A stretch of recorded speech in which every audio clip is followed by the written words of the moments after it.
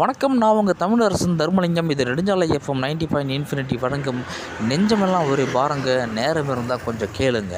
வாங்க கதைக்குள்ளே போகலாம். ஒரு அப்பா அம்மா என்ன பண்ணுறாங்க, ஒரு முனிவர்கிட்ட போய்ட்டு சரணடைகிறாங்க. அந்த மடத்துலேயே ரொம்ப நாள் வாழுகிறாங்க, சாப்பிட்றாங்க, அங்கே இருக்கக்கூடிய வேலைகள்லாம் பார்க்குறாங்க. ஒரு நாள் முனிவர் அவங்கள கூப்பிட்டு, சரி எதனால் நீங்கள் வந்தீங்கன்னு தெரிஞ்சுக்கலாமான்னு கேட்கும்பொழுது இவங்க எல்லா கதைகளையும் சொல்கிறாங்க. அப்போது முனிவர் என்ன பண்ணுறாரு, ஒரு பனைய நுங்கை வெட்டி அவங்க கையில் கொடுத்து, சரி இதை எடுத்துக்கிட்டு உங்கள் பசங்க முன்னாடி போயிட்டு நான் கேட்கக்கூடிய கேள்வியை கேளுங்கன்னு சொல்லி அனுப்பிடுறாரு. அந்த அப்பா அம்மாவும் அந்த பனைய நுங்கை எடுத்துக்கிட்டு பசங்களை நோக்கி வீட்டுக்கு போகிறாங்க. வீட்டுக்கு போயிட்டு 4 பசங்களையும் முன்னாடி நிற்க வச்சு அந்த நுங்கை காமிச்சு, தம்பி உங்களுக்கு என்னப்பா ஞாபகம் வருதுன்னு கேட்குறாங்க. அப்போ மூத்த பையன் என்ன சொல்கிறான் அப்படின்னா, ஆமாம் அப்பா, எனக்கு இது முக்காலத்தையும் உணர்த்துது அப்படின்னு சொல்கிறான்.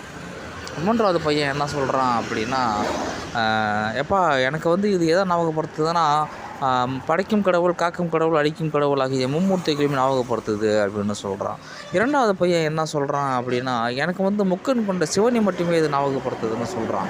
4வது பையன்கிட்ட காமிக்கும் பொழுது அந்த பையன் ஓன்னு ஆட ஆரம்பிச்சிடுறான்.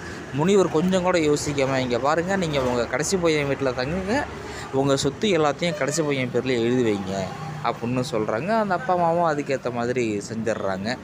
அப்புறம் மடத்துக்கு திரும்ப வந்த முனிவர்கிட்ட சின்ன பையனோட அந்த அப்பா அம்மா கேட்குறாங்க, முனிவர் எதை வச்சு இந்த முடிவை நீங்கள் எடுத்தீங்க, நான் தெரிஞ்சுக்கலாமா அப்படின்னு கேட்கும்பொழுது முனிவர் கேட்குறாரு, இங்கே சந்தோஷமாக இருக்கீங்களே அப்படின்னு கேட்குறாரு. ஆமாங்க, நாங்கள் சந்தோஷமாக இருக்கிறோம், இத்தனை நாள் குழப்பங்கள்லாம் இல்லை அப்படின்னு சொல்லும்போது, ஆமாம் நீங்கள் எதை வச்சுங்க அந்த முடிவு எடுத்தீங்கன்னு கேட்கும்பொழுது முனிவர் சொல்கிறாரு, ஒன்றும் இல்லை, நீங்கள் சொன்ன கதைகள் அடிப்படையில் தான் நான் அந்த 12 கொடுத்தவங்க அனுப்பி வச்சேன். அதை பார்க்கும்பொழுது மற்றவங்களுக்கெல்லாம் கடவுள்ன்ற பேரில் கண்ணுக்கு தெரியாதவர்கள்லாம் ஞாபகத்துக்கு வந்தாங்க.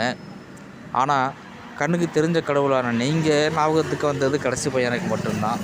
நீங்கள் சொன்ன நினைவுகளில் அவன் அந்த நினைவை நினச்சி அழுதுருக்கிறான், அதனால தான் அவன்கிட்ட போய் தங்குங்கன்னு சொல்லியிருக்கேன் அப்படின்னு சொன்னாராம்மா. ஸோ நினைவுகளை நல்லபடியாக சேமித்து வைக்கிற அளவுக்கு ஒரு நல்ல செயல்களை செய்யுங்க. அது என்றைக்கும் யாரும் மறக்க மாட்டாங்க. நன்றி, வணக்கம்.